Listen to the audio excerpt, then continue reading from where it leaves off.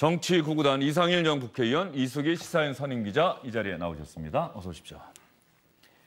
김성태 자유한국당 대표 권한 대행 절대로 그만두지 않겠다. 비대위 이번 주말이나 다음 주 초쯤에는 구성을 하도록 하겠다.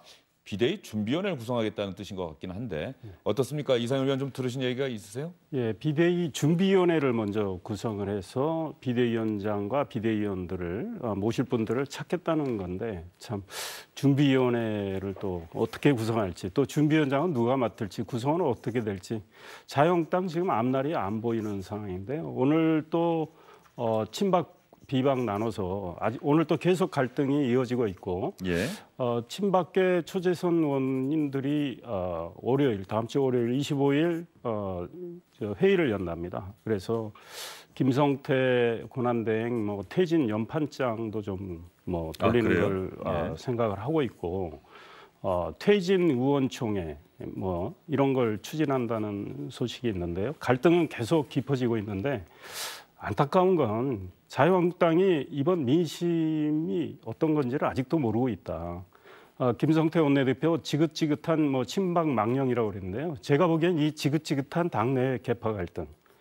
근데 국민들이 정말 지긋지긋해하고 있는데 그걸 깨닫지 못하고 있고 이렇게 계속 가면 스스로 자멸의 길로 소멸의 길로 가고 있다.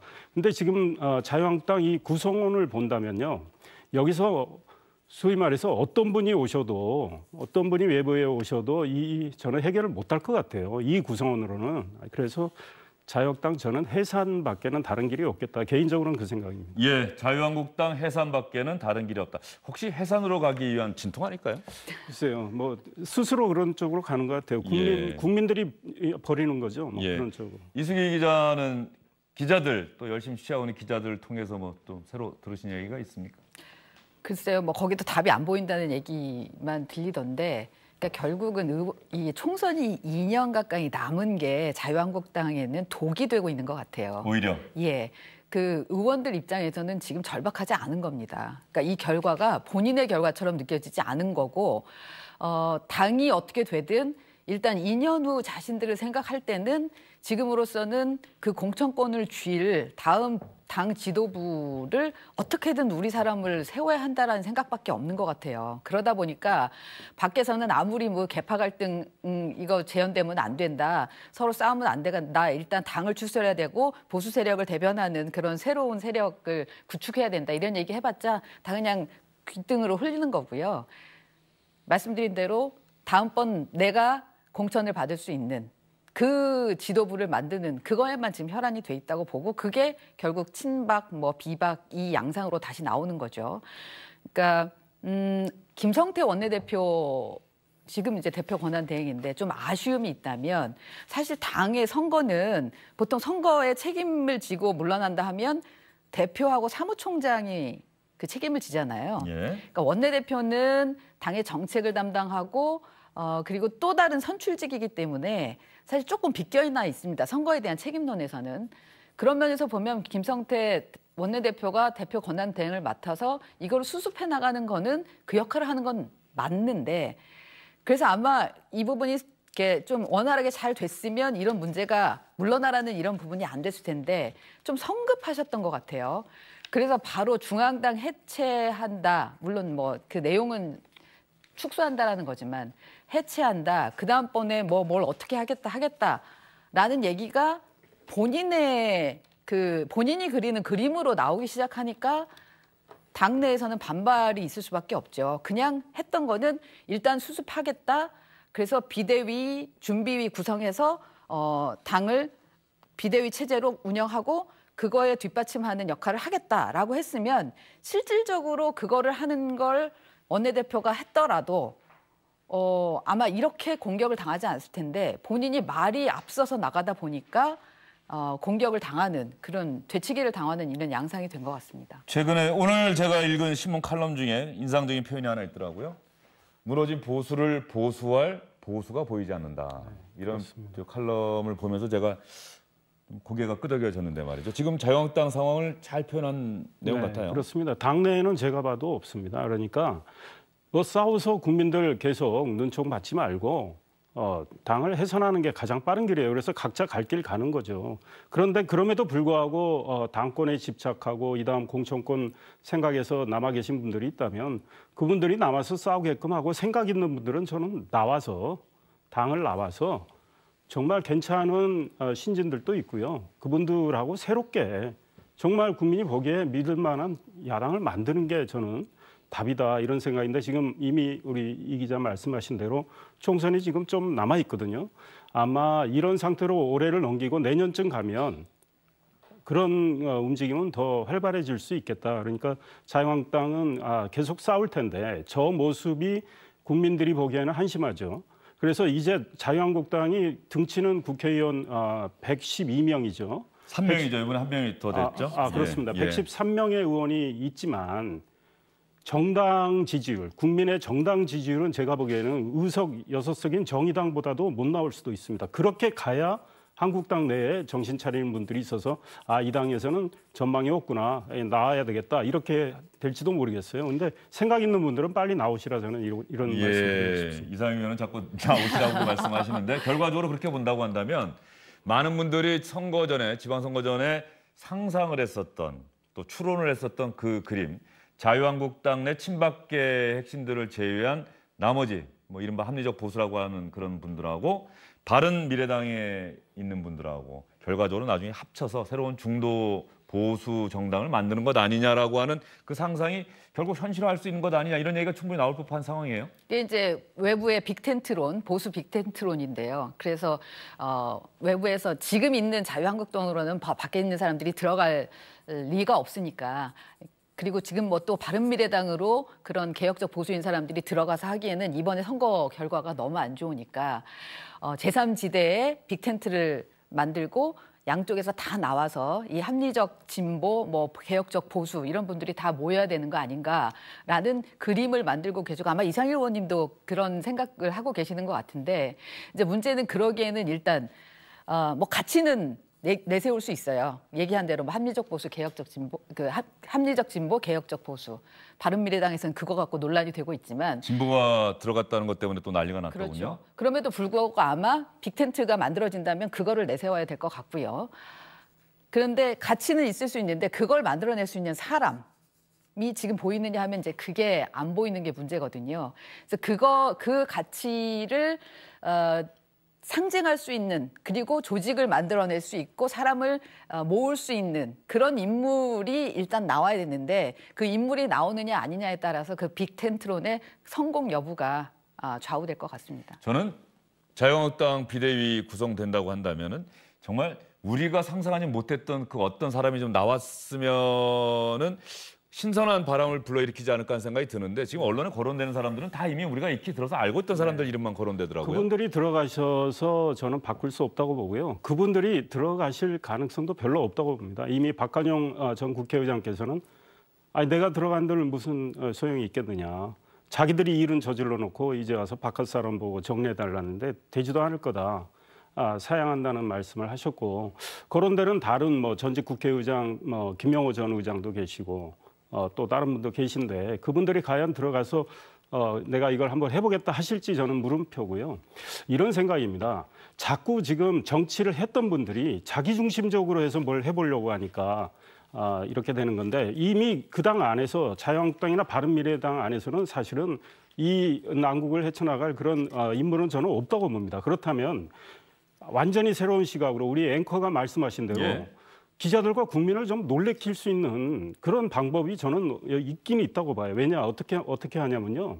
정말 정치를 안 한 분들의 시각, 국민의 시각에서 정당을 한번 바꿔보라고 하는 거죠. 그리고 그러면 그분 30대 후반이나 40대 초반에 정말 정치를 안 했던 분들, 저희들이 누군지는 모르겠습니다. 그런 분들을 모셔서 당의 얼굴로 세우고 당의 지도부를 다 그분들로 채우는 거예요. 정치한 분들이 아니고. 그리고 정치를 하고 했던 분들, 또 국회의원들은 그 정당 개혁과 정치 개혁과 관련된 거를 국회에서 입법으로 뒷받침하겠다. 그러니 정치 안 한 분들의 시각, 국민의 시각으로 당을 한번 바꿔봐라. 이런다면 저는 상당히 호응을 얻을 수 있다고 봅니다. 사람이 누구이든 간에. 근데 여당의 경우에 8월 25일 날 전당대회가 이제 실시가 되는데요. 지금 여당에 거명되는 분들은 다 친문 중진입니다. 연세 높으신 분들부터 또 젊은 분도 있지만 대부분 아마 대통령과 가까운 분들이 당 지도부에 이제 포진이 된다고요. 그러면 새로운 어떤 야당이 생겨서 정말 정치를 안 한 분들과 젊은 분들이 당의 얼굴로 나오고 민주당에는 아주 노예한 분들, 대통령과 가까운 분들이 당의 얼굴로 나왔을 때 그리고 하는 행동이 야당이 정신 차렸다 할 정도로 달라졌다면 국민은 야당한테 다시 기대를 걸 수 있다. 이게 제 생각입니다. 예, 알겠습니다. 지금 흘러가는 상황이 유인태 전 의원도 이 자리에 나와서 말씀을 하신 적이 있습니다만은 2007년에 열린 우리당이 붕괴되는 과정.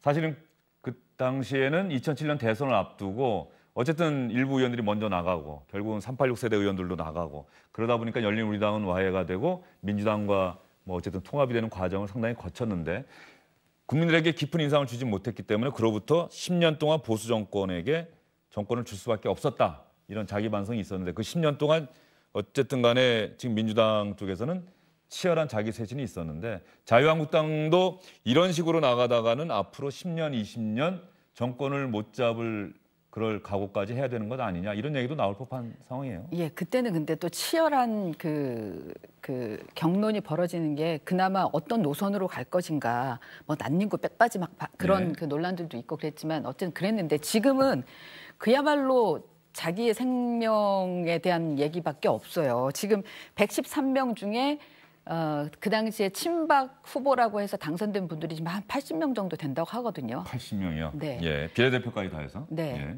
근데 이제 유정복 뭐 의원이 지금 그 다음번에 출마를 안 한다고 하고 뭐 정종섭 의원도 얘기를 했지만 이분들이 유민봉 의원. 유민봉 의원. 예. 유민봉 의원 같은 경우도 사실은 처음에 교수하다가 처음에 들어가서 이제 국정기획 수석하면서 여러 가지 그림도 그리고 새로운 그 정부에 대해서 그랬지만 일찌감치 다시 나와서 여기 있었고 국회에 들어온 다음에는 별로 사실 존재감이 없었는데요. 그래서 박근혜 정권에 대한 책임, 처음에 만드는 데 있어서 그림은 그렸지만 그 이후 운영하는 데 있어서의 사실 책임론을 그분한테 묻는 거는 말이 아니거든요. 그러니까 이런 분들이 그만둔다고 하는 것보다 더 중요한 거는 지금 당 안에 있는 다른 실질적으로 이 박근혜 정부에서 실력을 행사하면서 국정농단에 이런저런 영향력을 행사했던 그런 분들이 비워줘야 되는 거거든요. 근데 지금 이분들은 비워줄 생각이 전혀 없는 것 같고 오히려 지금 비박계라고 하는 분들이 당을 잡는 거를 지금 밀어내려고 하는 거잖아요. 그러니까 뭐 울고 싶은데 뺨 때려주는 격이 바로 박성중 의원의 그 메모였는데 결국은 조용히 있다가 그 메모가 나온 걸 보면서 바로 반격이 지금 시작되는 양상이 되고 그래서 비박계가 힘을 못 쓰게 하는 거잖아요. 근데 그런 걸 보면서 결국은 비우는 단계가 좀 먼저 있어야 되는데 그 부분이 나오지 않으면 참 오래 갈 수도 있겠다라는 그런 생각이 듭니다. 이수기 기자 말씀하신 거 듣다 보니까는 지난 총선 전에 이른바 진박 간별사 뭐 이런 이야기까지 나왔던 기억이 참 납니다. 친박계 의원 중에 사실 박근혜 정부 시절 상당히 핵심 의원 중에 한 명이죠. 김재원 의원, 지금도 자유한국당 소속입니다. 그런데 김재원 의원이 지난 2014년 지방선거 전에 당시 김주수 경북 의성군수의 음주운전 사고를 자신이 막아줬다고 자랑하는 영상이 공개가 됐습니다. 뒤늦게 공개가 된 겁니다. 이 영상 속에서 김재원 의원은 과연 어떤 이야기를 하고 있는지 시청자 여러분과 함께 들어보겠습니다. 2005년도에 이제 우리 김주수 차관께서 차관 그만두시고 쓸쓸한 마음에 낮술 한잔하고 교통사고를 낸 적이 있습니다. 그래가지고 제가 검사 출신 아닙니까? 그래가지고 제가 그 사건 담당하는 검사한테 전화를 했지요. 우리 김주수 차관이 교통사고를 냈는데 전화를 했더니만 그 여검사인데 안동 출신입니다. 우리 고향도 가까운데 벌금이나 시기 때리고 그냥 봐줄게요. 재판 안 받도록. 그래가 벌금 받은 적 있습니다. 만약에 그것 갖고 욕할 분은 본인, 자식, 남편이나 아내, 아버지나 엄마 중에 술 안 드시고 교통사고 절대 안 내고 그 다음에 그러고도 처벌 내더라도 처벌 안 받을 자신 있는 사람만 이야기 좀 하소. 우리 다 뭐 그 음주운전 안 한 분 아마 총장님도 음주운전 하실 겁니다. 예, 김재원 의원 이야기 2014년 3월이고요.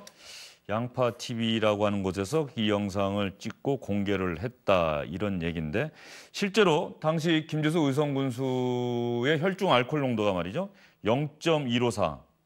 0.154%면은 뭐 그야말로 만취 아닙니까? 네, 만취. 0.05가 보통 면허 정지에 해당되고 네. 0.1이 면허 취소. 네. 153은 상당히 많이 드신 건데 벌금 1,000만 원의 약식 명령을 받았다. 김재원 의원 말이 결과적으로 사실로 드러난 거다. 이 처분을 보면 그렇게 볼 수 있을까요? 그렇게 볼 수밖에 없을 것 같아요. 말은 게다가, 그대로죠. 네, 네. 그렇습니다. 이분이 김주수 차관이 2005년 상황인데 술을 드시고 화성에서 음주운전을 했는데 중앙선을 침범해서 마주오는 차량을 이제 충돌을 하고요. 2명이 다쳤단 말이죠. 그리고 또 도주를 해서 뺑소니로 했기 때문에 술 마시고 0.1 이상이고 그다음에 사람을 다치게 했고 중앙선을 침범했고 뺑소니까지 했기 때문에 이거는 구속될 수 있는 사안이라는 게 법조인들의 이야기입니다. 그런데 김재원 의원이 검찰 출신이고 또 안동 출신의 당시 그 여검사한테 이야기를 했다면 지금 1,000만 원 벌금을 나왔는데 그 말이 먹혔다고 볼 수밖에 없는 거죠. 네. 이 영상이 왜 뒤늦게 공개됐는지 좀 궁금하고 의아하기도 하고 그래요. 안 그래도 이게 지금 굉장히 좀 궁금한데요. 네. 일단 이 김주수 후보라는 분을 일단 볼게요. 이 양반이 이제 이렇게 해서 그러니까 원래 농림부 차관 출신인데 예. 그래서 이때 이제 선거를 나간 거예요. 그러니까 2005년에 음주였고 2006년에 출마를 했는데 그때는 떨어졌습니다. 예. 그 다음에 이제 오세훈 서울시장 때 서울시 농수산물공사 사장도 하고 또 2012년에는 농협의 사회이사도 하고 어쨌든 본인이 경력이 농수산 쪽이기 때문에 이제 그쪽으로 정통 농림부 관료 이렇게 볼 수 예. 있겠네요. 그렇죠. 예. 그쪽에 일을 하면서 경력을 쌓아오다가 2014년에 당선이 됐고 이번에 재선에 성공을 한 겁니다. 아, 이번에도 또 재선을 했군요. 네네. 그래서 이제 세 가지 정도 볼 수 있을 것 같은데 김재원 의원이 대표적인 친박 의원이니까 이거는 이 영상이 지금 찍힌 거는 2014년 선거 지원 유세 비슷하게 갔을 때 이제 이 전력이 논란이 되니까 이 음주 전력이 논란이 되니까 이거 별거 아니다라는 얘기 이제 하면서 지지자들한테 그 자랑도 겸 이거 별거 아니다 이제 이런 얘기를 지금 한 거잖아요. 2014년 그 당시에 찍혀 있던 게 그때는 이제 본인들이 다 친한 사람들이니까 안 나오고 있다가 이 안에 있었던 이걸 알고 있는 사람이 이제는 이게 친박 비박 문제가 생기니까 이거에 대한 견제구를 던지려고 한 건지 두 번째는 김주수 당선자가 이번에 당선이 됐는데 이게 잘못하면은 그러니까 음주 전력으로는 다시 처벌받기가 어려울 수 있는데요. 선거 공보물에 보통 전과가 있으면 전과에 대한 사유를 적잖아요. 예. 근데 이 적었을 때 내용이 거짓으로 들어갔다라는 논란이 일을 수 있습니다. 그러니까 지금 뭐라고 들어가 있냐면 약간의 음주 후에 가벼운 추도를 했다. 그리고 뺑소니 논란에 대해서는 사고 지점에서 조금 지나가서 차량을 정차했다. 이렇게 지금 해명을 해놨는데 예. 이게 사실과 다르면 이거는 선거법 위반으로 걸릴 수 있는 사안이에요. 그러니까는 이 김주수 당선자 부분에 있어서 문제 제기를 하려고 했다는 두 번째 이유가 있을 수 있는 것 같고요. 첫 번째는 친박 견제용 아니냐, 두 번째는 김주수 그렇죠. 이번 의성군수를 겨냥한 것 아니냐. 예, 그런 또 거고. 마지막 세 또 번째는요. 김주수 당선자가 지금 그러니까 사랑의 교회라고 논란이 되고 있는 교회가 있잖아요. 서울의 교회. 예. 거기에 장로인데요. 현재 지금 목사에 대한 굉장한 지원 세력이라고 합니다. 그래서 이 사랑의 교회 쪽에서는 개혁을 요구하는 쪽에서는 그 부분에 대해서 굉장히 문제 제기를 하고 있는데 만약에 이 부분이 2005년도에 이 전력이 드러났으면 2007년에 장로가 됐기 때문에 예. 이 교회는 음주, 그다음에 담배 피는 거, 흡연 이 부분을 완전 금지하고 있다고 하거든요. 그러면은 장로가 될 수 없었고 이 목사에 대한 지지 세력이 될 수 없었다는 거예요. 그래서 지금 사랑의 교회에서는 이 얘기가 나오니까 이 영상이 굉장히 급속도로 지금 번지고 있는데 그 부분에 대한 이 교회 내부의 문제가 많이 있어서 이 부분에 대한 견제가 있는 건지 하여튼 요 세 가지 정도가 지금 이게 뒤늦게 나온 이유 중에 하나로 추론을 해볼 수 있는 상황입니다. 예, 어쨌든 간에 뭐 상당히 논란이 될 수밖에 없는 내용을 김재원 의원이 그야말로 그 선거사무소 개소식에 참석한 사람들에게 자랑하듯이 한 이야기입니다. 그러니까 이 영상을 본 많은 분들이 김재원 의원과 김주수 군수 처벌해야 한다는 글을 계속해서 올리고 있습니다. 지금 청와대 청원 사이트 같죠?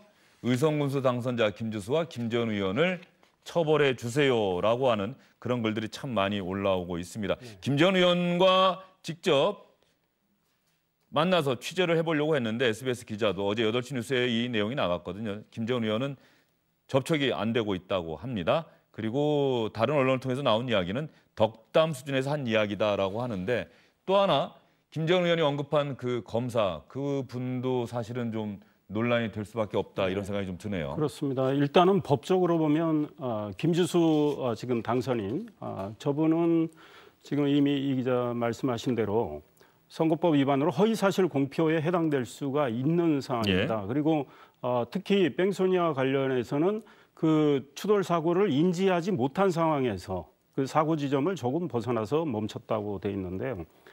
그런 것들이 만약에 그 뺑소니의 어떤 거리가 나오고 이랬을 때 저는 허위사실 공표에 해당될 수 있다. 이건 가벼운 음주였다라는 주장도 있고요. 그러니까 사실은 군수직 박탈될 수도 있는 상황이고 김재원 의원은 저것이 지금 뭐 청와대 청원은 청탁 뭐 이렇게 하지만 뭐 직권남용도 될 수 있고요. 법적으로 저거는 공소시효가 남아 있다고 생각이 되는데 저 문제가 될 수 있다.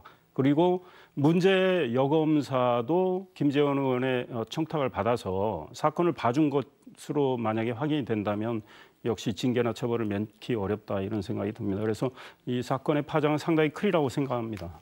그 문제의 검사는 예. 뭐 굳이 여검사라고 할 필요는 없을 예. 거고 어차피 검사는 그 보니까 수원지검, 대구지검, 서부지청, 서울중앙지검에서 주로 공안 수사를 담당했던 선거법 위반 관련 사안들 이런 걸 그 담당했던 검사라고 하는데요. 2016년에는 뭐 우수검사로 상도 받았고 이랬는데 지금 이게 논란이 되니까 돌연지 지금 휴가를 갔다고 합니다.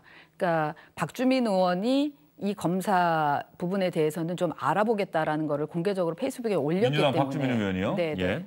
그랬기 때문에 이 부분은 논란이 더 이어질 수밖에 없는 사안인 것 같습니다. 예, 참 김재원 의원 지금 국가정보원 특수활동비 관련해서 또 재판도 지금 받고 있는 상황이고요. 또 국가정보원장 박근혜 정부 시절 국가정보원장 3명에 대해서는 전부 유죄가 인정이 돼서 실형을 선고받았는데 김재원 의원도 이 특수활동비 관련해서 현재 재판을 받고 있습니다. 지금 처벌을 요구하는 이 음주운전을 봐달라고 청탁을 했다 이런 이야기란 사실 직접 밝혀졌기 때문에 이 내용에 대해서도 처벌을 해달라는 요구가 빗발치고 있다 이런 소식 여러분께 전해드렸습니다. 홍준표 전 대표 말이죠. 변호사 사무실 이제 개소할 수 있게 됐다고 어제 저희가 전해드렸거든요. 네. 진짜 변호사로 활동하겠다는 겁니까? 아니면 본인 말대로 이명박 전 대통령 면회를 하기 위한 그 일회용 목적이라는 겁니까? 저희가 처음에 변호사 등록했다고 하길래 기자들끼리는 그랬어요. 첫 번째 사건을 의뢰하는 사람이 누굴까? 어떤 사건을 수임하게 될까라고 이제 궁금하게 생각했는데 바로 그거를 읽기라도 했는지 뭐 이명박 전 대통령, 박근혜 전 대통령 면회하겠다라고 얘기를 했는데 어쨌거나 본인으로서는 이 변호사 자격증을 따는 게 왜냐하면 지금 당장으로서는 당직 없죠. 수입이 없는 상황이 되는 거거든요. 그러니까는 본인 입장에서는 뭐 바로 생계를 위해서라도 필요하다고 할 수 있지만 그거를 저렇게 포장을 해서 나가는 게 과연 국민들한테는 잘 받아들여질지 뭐 그런 좀 의문이 있습니다. 이상현 의원은 어떻게 보세요?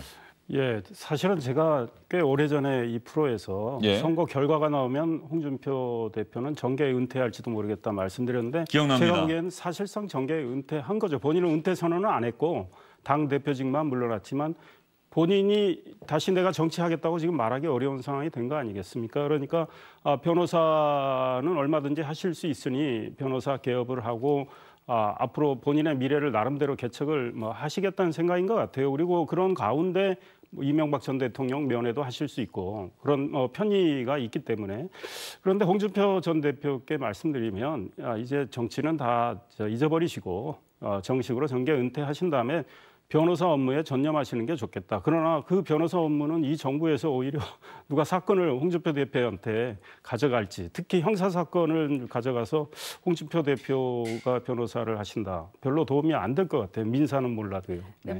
그 도움이 될지 안 될지는 차치하고 저도 이렇게 정치를 바로 하시다가 변호사들이 제일 좋은 케이스긴 하던데 정치하다가 그냥 바로 그만두거나 낙선하면은 그 변호사 개업하셔서 또 다시 돈벌이 하시고 이러던데 이것도 전관예우에 걸릴 수 있는 사안 아닌가 싶은데요. 왜냐하면 이렇게 고위직을 하셨던 분이 본인이 만들었던 네트워크가 있을 거고 그런 분들 그런 것들을 활용해서 본인이 수임하는 데 있어서 도움을 받는다고 한다면 그거는 좀 문제가 있는 거 아닌가 싶어서 정치인들의 이 전관예우 부분도 한번 논의해 볼 사안이 아닌가라는 생각은 듭니다. 박관영 전 국회의장이 홍준표 전 대표를 향해서 지도자의 모습이 아니었다라고 또 일침을 가한 그 기사도 오늘 제가 본 기억이 나는데 이 기사 검색하다 보니까 10년 전에, 11년 전에 2007년에 당시 한나라당이겠죠? 재보선에서 참패했더니 참 역설적입니다. 홍준표 당시 삼선 의원이 박관영 전 국회의장을 비대위원장으로 영입해야 한다. 강재섭 대표 물러나라. 또 이렇게 요구했던 기사가 보여서 참 역사라고 하는 게 돌고 도는데 박관영 전 국회의장은 홍준표 전 대표를 아주 높게 평가하지는 않고 있는 것 같습니다. 지도자의 모습이 아니었다. 이렇게 평가를 하고 있는 것 같습니다. 예, 두 분 말씀 잘 들었습니다.